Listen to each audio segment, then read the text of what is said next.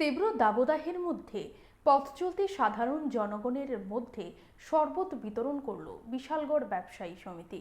এবং এই তীব্র দাবদাহে রৌদ্রের প্রখর তাপের মধ্যে যেসব মানুষ রাস্তায় বেরিয়েছেন তাদের মধ্যে ঠান্ডা শরবত বিতরণ করলেন বিশালগড় ব্যবসায়ী সমিতি। এদিনের কর্মসূচিতে উপস্থিত ছিলেন স্থানীয় বিধায়ক সুশান্ত দেব, ছিলেন ব্যবসায়ী সমিতির অন্য সদস্যরাও। বিধায়ক নিজের হাতে পথ চলতি মানুষদের ঠান্ডা শরবত তুলে দেন। আগামী দিনেও এই ধরনের কর্মসূচি অব্যাহত থাকবে বলে জানান আয়োজকরা। আমরা শুনবো ঠিক কি জানাচ্ছেন তারা।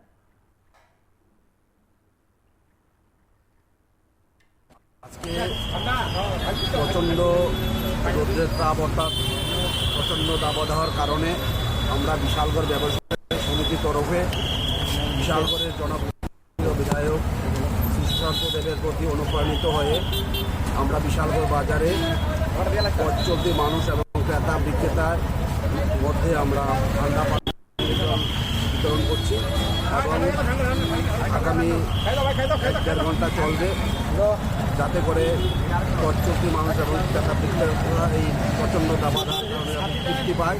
তার জন্য আমরা ঠান্ডা পানি